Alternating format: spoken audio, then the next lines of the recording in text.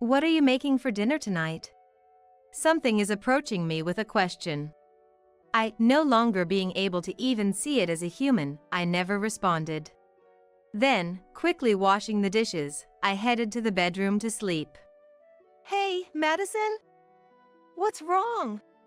That noisy something followed me. Annoyed, yet ignoring it, I entered the bedroom and closed the door. I have a part-time job tomorrow. I need to sleep early.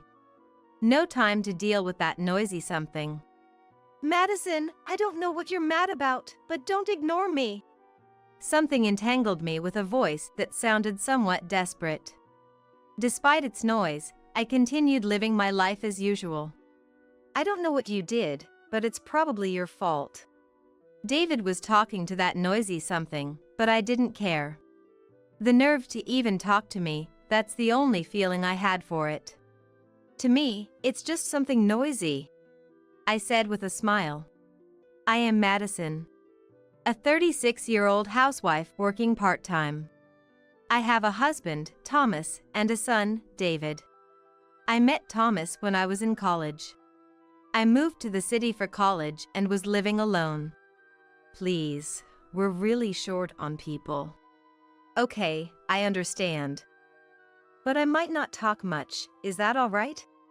I was invited to a party where Thomas was, just to fill in the numbers. Madison, are you okay? Tired maybe? Being from the countryside, I was mostly silent to avoid embarrassment. Thomas kindly spoke to me, making funny stories that made me laugh. Thanks to him, I was able to relax the nerves and found myself attracted to him. Hey, Madison. If it's okay, can we exchange contact information? I'd like to talk to you more. So, when he asked me at the end of the party, I was thrilled. Then, I immediately told my best friend, Lily. I wish I had a boyfriend too. We're not boyfriend and girlfriend yet. Lily is a childhood friend from the childcare center, and since we're best friends we share everything. She has a neat and cute appearance, always being called cute by others. Lily, you're cute. It's easy to find yourself a boyfriend, isn't? I'm tired of hearing I'm cute. I'm not interested in someone who doesn't see me beyond that. Despite her neat appearance, she speaks her mind. This personality made her somewhat isolated. But I've always liked her for it. Congratulations, anyway. Let me meet him when you move to the city. Of course. She didn't pursue further studies, opting to work locally for her dream, making it hard to meet often. Yet, talking daily was enough for me. Thomas and I started dating after several meetings, followed by him asking me out. Our relationship went well, and we got married soon after I graduated. Thomas, I think I'm pregnant. Really? Well done, Madison. Initially, I worked as a clerk, but after getting pregnant with David, I quit my job to become a housewife since Thomas requested so. Years later, when David started elementary school and became less dependent, I'm thinking of starting a part-time job. Yeah, I think that's a good idea. It must be boring being alone at home while David's at school. I discussed with Thomas and started working part-time. It was challenging at first, but now I enjoy it. Life was peaceful and ordinary. Madison, please don't monopolize the boys too much. One day, I received a somewhat angry message from mother-in-law Gil. In short, she hasn't seen Thomas and David recently and wants to see them. She didn't want to see me, so she asked to send them alone to the in-laws' house. Is that so? I'll let Thomas know. Gil adores her only son Thomas and her grandson David. On the other hand, she sees me as the enemy who stole her precious son. You've given birth to an heir, you're nothing but useless now. Yes, she actually boldly said that to me once. Father-in-law John, on the other hand, maintains a stance of non-involvement. Whether I'm scolded by Gil or kicked out of the in-laws' house, he doesn't give me a second glance. David is smart. A true heir indeed. But it seems he only cares about David. He adores him along with Gil. It's only me who's not welcomed in that house. So, I just have to endure it alone. I'm home. Welcome back. Hey, do you have plans with friends this weekend? Nothing special. I'd rather hang out with Dad if anything. David answers while washing his hands. To him, I say, Grandma wants you to come over and play. He suddenly makes a complicated face. I decided to ask him more about it. It's just, those two, they treat me like a baby. According to David, they think it's okay to do whatever they want with him as long as they provide snacks and toys. They want to pamper him without letting him be free. Hearing this from David, who spoke with an unusually calm demeanor for a child, surprised me. If I have to go, I'd rather visit Grandma on your side. I respond with a wry smile. My parents live far away in the countryside, so it's hard to visit them. We barely see them once a year. I'll talk to Dad when he gets home. To that, David says, Okay, and goes back to his room to do his homework. Watching him leave, I was wondering how to discuss this with Thomas. Thomas is a department manager at a large company and usually comes home late. Even today, he came back after David had gone to bed. Mom said to bring David over next time. Of course, without me. I start the conversation, and Thomas makes a displeased face. It seems he's also annoyed by Gil's doting. I've got a business trip this weekend, so I can't go. Though he was surprised by the sudden news, it was not the first time. I just simply responded, Oh, is that so?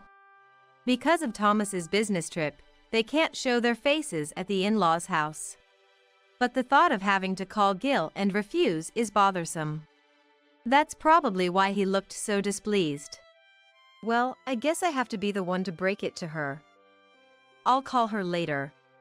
Thanks, I appreciate it. Maybe you and David should go out, just in case she decides to show up at the house. I thought about it for a moment. He'll be leaving for the business trip on Friday. Maybe it's a good idea to visit my parents' house, as David wished. After discussing it with David, we decided to go to my parents' house right after he came back from school. Yay! I'm happy to see Grandma and Grandpa. David's happy face made me feel it was worth to endure calls from Gil. It was a few days after spending the weekend at my parents'. It's been a while, Madison. Do you have a moment? I need to vent. Sure, I can make time. One day, Lily contacted me. Ideally, it would be better if she visited on a day where I don't have to go to my part-time job, but it might be difficult since she's coming from the countryside. While I was thinking about how to arrange it, Actually, I've moved near your house. She surprised me with the news. Turns out, Lily lives not too far from my area. So, we decided to meet at a nearby cafe. Why didn't you tell me earlier? Meeting up at the cafe, I immediately said so and Lily smiled. Sorry, I've been busy with my startup. It seems she started her own business about 10 years ago. She's been busy stabilizing her business performance. And I know childcare is tough, so I hesitated to invite you. You didn't have to worry. I know you're too nice, Madison. You'd sacrifice your own comfort if I said I wanted to meet, even if it's hard on you. That's why I couldn't just ask. I can't help but laugh wryly at her accurate comment. So, what's the vent about? It's about my boyfriend. Apparently, she has a boyfriend she's been dating for 10 years. They had a sleepover at Lily's house last weekend. We talked about marriage. But her boyfriend didn't agree. And that's not the only thing bothering her. Wait, he has a kid? Yeah, but that's fine. Single parents are common these days. Her boyfriend is a single father with a 10-year-old son. However, he hasn't let her meet his son yet. I really want to move forward with marriage talks, given my age. I at least want to meet his son. Did you tell your boyfriend that? Of course. But he keeps putting it off, saying sometime soon. Lily wants to progress the relationship because she's serious about it. I could tell from the way she talked. By the way, what's this boyfriend of yours like? A gentleman. He's a department manager at a big company nearby. I think his son's name was David. Hearing that, I was shocked. The description Lily gave of her boyfriend matched Thomas. He did say he was going on a business trip over the weekend. I hadn't thought much of it, considering it usual, but is it normal to have sudden business trips on weekends, which are supposed to be days off? With that thought, I desperately tried not to show my anxiety and asked Lily, "What's your boyfriend's name?" "Thomas." Hearing that made me go silent. The details matching up like this, it was almost certain. "Madison, what's wrong?" "Nothing." I couldn't bring myself to share my thoughts with Lily. I was afraid of putting a strain on my relationship with Thomas and Lily. How could this happen? Then, I began to ponder. Could Thomas and Lily be having an affair? But Lily thinks Thomas is a single father. Is Thomas deceiving Lily, or is Lily lying? The more I thought about it, the more depressed I became. How did the two of them even meet? As I was troubled by these thoughts, Gil contacted me. "Madison, we don't need you anymore." "Excuse me?" "Give up David's custody and divorce. Thomas already has someone better." Those words hit me like a shock. Images of Lily came to my mind. You can never match up to her, a lady of such grace. It had to be about her. Gil kept pressing as I remained silent. That girl is more suitable to be David's mom. So, step aside for Lily. She thinks Thomas is single, so your existence is a nuisance. Hearing Gil's words, something inside me broke. And then, what flashed through my mind was Thomas's actions up to now. Mom expects a lot from you. That's why she gets harsh. He never defended me from Gil's verbal abuse. Childcare is supposed to be the housewife's job, right? He hardly participated in household chores or childcare. Welcome back. Don't upset Mom too much. Even when I was driven out of the in-laws' house, he didn't contact me and returned leisurely the next day. I started remembering Thomas's actions that I had endured despite feeling uncomfortable. I felt my love for him cooling rapidly. On top of that, he deceived my best friend and betrayed me.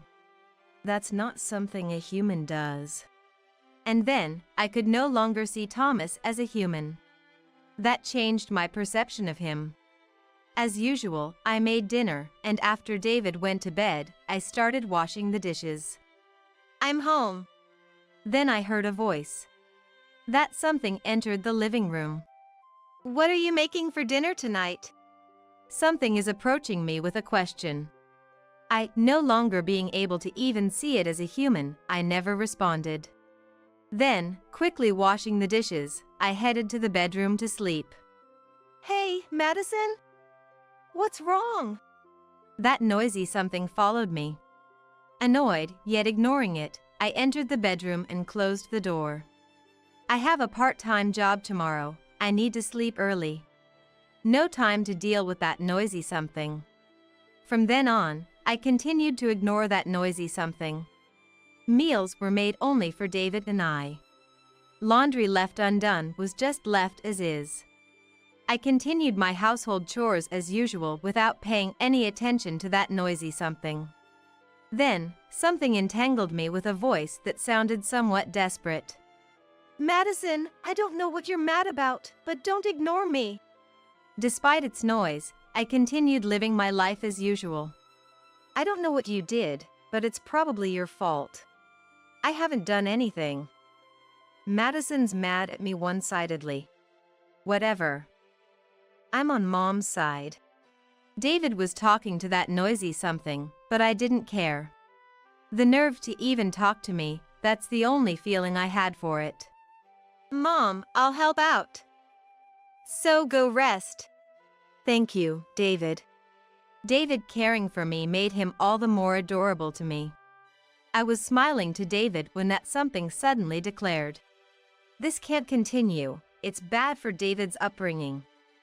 We need to have a talk." Ignoring that something trying to contact somewhere, I continued my household chores as usual. Then I'll call Mom's parents.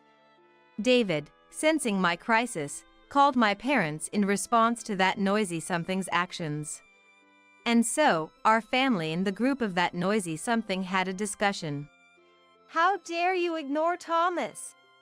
A hysterical something screeched. To me, her presence was nothing more than a something. Before we start, there's someone else I want to call. What? Dad said, dialing someone on his mobile phone. The person who came to join us was my best friend, Lily. How dare you deceive me and Madison? She glared at the surprised something. I wondered why Lily was here. Then Dad explained. A few days ago, David told me something was wrong with our daughter.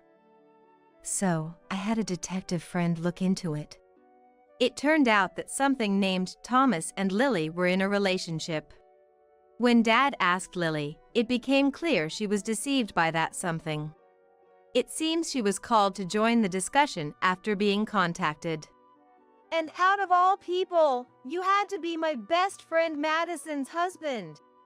Calm down, Lily. Are you all in on this? Then Lily began her torrent revelations. It appears she met that noisy something on a dating app. On their first meeting, that something told her he was a single father with a child. And you had the audacity to ask me to marry you when you were already married. I thought you were a sincere man, but you're nothing but a low scum. Yeah, about that, That something stuttered under Lily's glare, unable to find words to retort. So, you pretended to be someone else to get close to Lily. Were you planning to take David if anything happened? Well, I suppose your side of the family would have been noisy if David was taken away. Mom muttered, somewhat angrily. Madison, I'm really sorry. I didn't know Thomas was your husband. I'll definitely pay compensation. To that, I smiled warmly at Lily. Don't worry about it. For me, that husband doesn't exist anymore. That noisy something was taken aback by my words. Pointing at that noisy something, I said with a smile. To me, that's just a noisy something. Lily looked surprised by my words. But then, she muttered. You're right. I've always been told I'm kind to those around me. Indeed, if someone was in trouble, I'd help, and if there was a disagreement, I'd give in. If there's a problem, I thought it better if I had endured. I can endure more than others, and if that makes everyone happy, then it was fine. That was my way of thinking. You're a kind human being and always endure. But when you reach your limit, you're scarier than anyone. Lily's words seemed to perplex that something. She then gave them a cold stare. All this time, you've taken advantage of her kindness and made her endure. Then, something triggered her limit. She no longer recognizes you as a human. Lily explained on my behalf. I consider him and the in-laws just noisy somethings. I can no longer see them as human.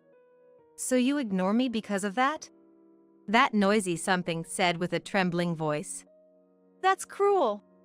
What are you saying? If Mom doing this is cruel, then what about your actions that you had been doing to Mom all this time? David, who was supposed to be in another room, appeared. Then that noisy something muttered. What are you talking about? When Mom was in trouble, you just ignored it, didn't you? I never. Why were you laughing when Grandma was yelling at Mom? And when she was kicked out, you were just drinking with Grandpa. Even when I kept asking you to help Mom, you did nothing. David ran up to me and glared at the noisy something in front of us. You were the first to ignore. That's... At that moment, Lily patted David on the head. Her eyes seemed to say, "Well said." So, this is how Madison has been treated. I understand now. How could you treat someone's daughter like this? We'll make sure to collect compensation for Madison and for myself. Lily and Mom glared at the somethings. Then, Dad pulled out some papers. I cannot leave my precious daughter in the care of a man like you. Sign this. I want to make things right with Madison. Even after seeing your daughter can no longer recognize you as a human? That noisy something, upon seeing the divorce papers, signed them with trembling hands. I felt his gaze on me occasionally, but it must have been my imagination. This ingrate! David is our precious heir. Leave him behind. What heir are you talking about? Shouldn't David's wishes come first? The female something screamed, but Mom shut her down. The male something was apparently being glared at by Dad. Not even trying to stop your wife's actions. As a man, how pathetic. I can't help it. She won't listen to me. David, you'd prefer to be with Grandma, right? To the female something, David held my hand and glared. I'm not a little kid. I don't want to be pampered. I want to be with Mom. David declared firmly. When did he become so dependable? I patted David on the head. Madison, I'm sorry.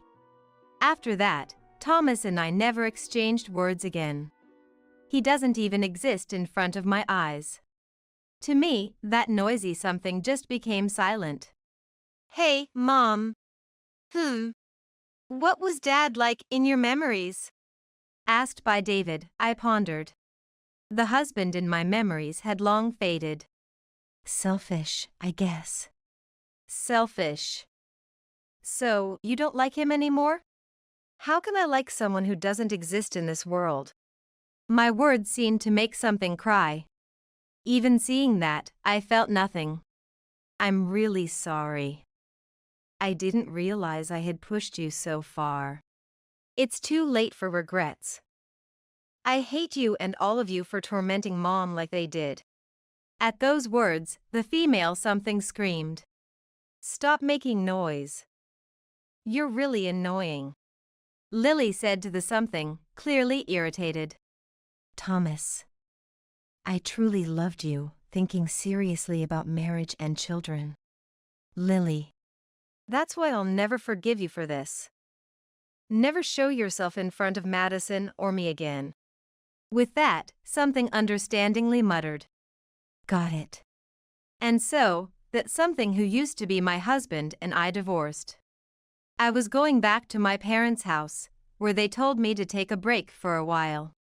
Of course, David was with me. I'll never forgive him. I'll squeeze every penny out of him. Lily said so and even had a lawyer demand compensation on my behalf. She apologized to me for everything that happened. I'm really sorry. I ended up destroying your family. Don't apologize so much. It's not your fault, Lily. Why Lily was so unquestioningly involved with that something was simple. She didn't know my spouse. When we were dating, she still lived in her hometown. So there was no need to introduce them. We didn't really talk about it. I didn't ask much either. Our wedding was a small one with just close family. And on our day of the wedding, Lily couldn't make it due to her busy startup schedule. Therefore, she had no idea what my husband, now something, looked like or his name. And to think, I confidently used that dating app. Lily said with a wry smile. None of this was her fault. Yet she apologized sincerely multiple times. How about this? I forgive you, so could you keep on being my best friend? Of course. I should be the one asking you. Lily replied, and I smiled back. Tears welled up in her eyes as she nodded. Our friendship remained unchanged. On the other hand, something that was Thomas lost custody and had to pay us compensation before returning to the in-laws' house. Rumors spread about him cheating on his wife with her best friend, leading him to quit his job. Now, he's bottled up in the in-laws' house. What's unforgivable is that he started using dating apps because I got pregnant. According to Lily, he turned to infidelity because my pregnancy meant I couldn't attend to him. And so he sought relief through cheating. Indeed, that's indefensibly low. Madison, don't you feel angry towards Thomas? Yeah, though I still can't recognize that Thomas person. It seems this ordeal has taken a considerable toll on my mental health. I still can't recognize them as human. The doctor told me not to rush and to take my time to heal. David told me about the terrible treatment you received from the in-laws.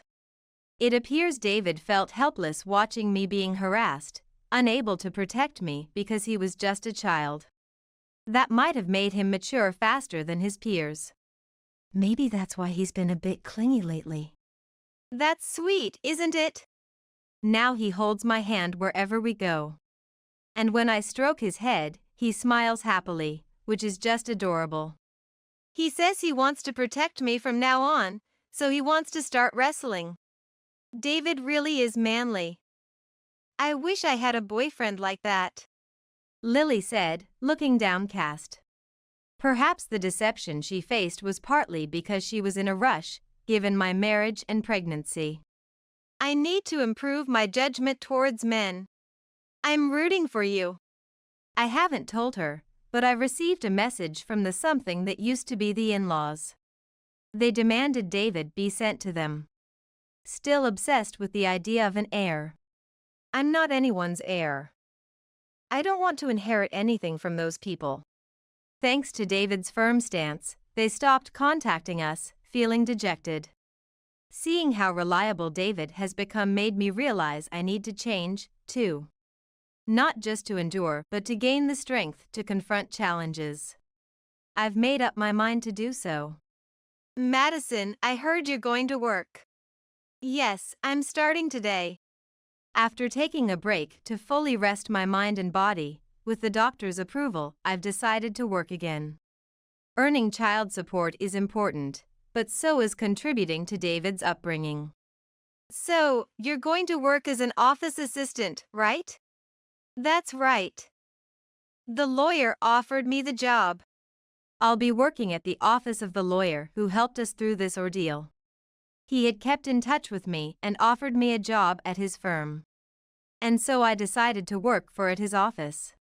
I'm actually looking forward to working. While the job will likely demand different things than my part-time work, I'm excited to start something new. It's a shame. I wanted to hire you. But the lawyer beat me to it, Lily said with a mock pout. I thought she would offer me a job too. But I wanted a change. Staying with Lily might have made me too comfortable.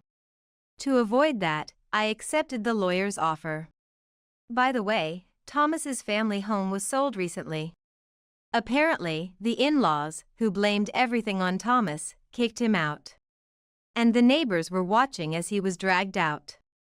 Already viewed negatively for harassing me, and now kicking out their beloved son only worsened their reputation. Unable to bear the scrutiny, they sold their home and fled.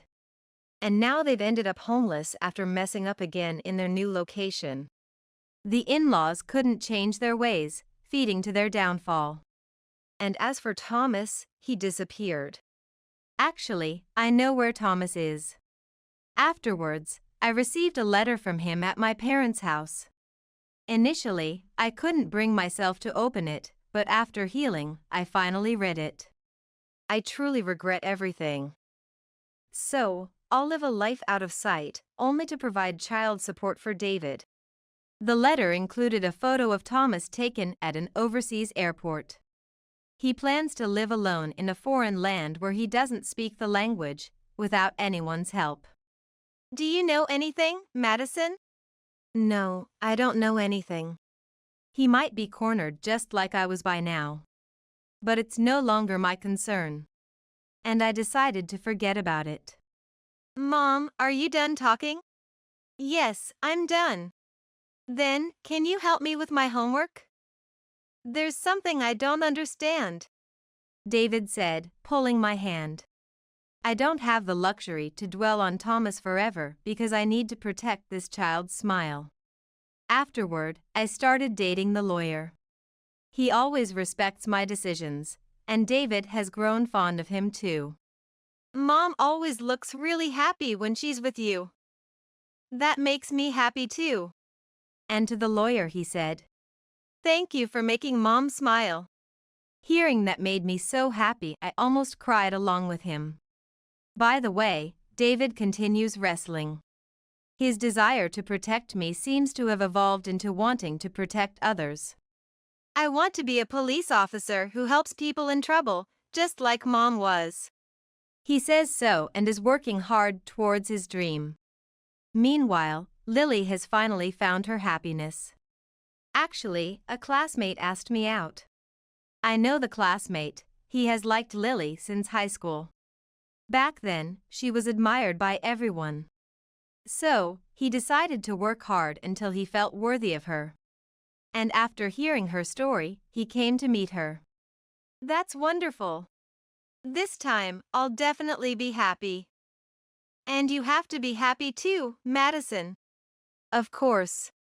We promised to strive for true happiness this time. You really have become someone who smiles beautifully. Yes. I've decided not to endure like before. It's made things a lot easier. That's good. I learned something from the ordeal with Thomas. It's not just up to me to endure. Such a way of thinking ended up worrying David. For the sake of my precious child, I'll moderate my endurance and aim for happiness. With that in mind, I've started on a new path in life.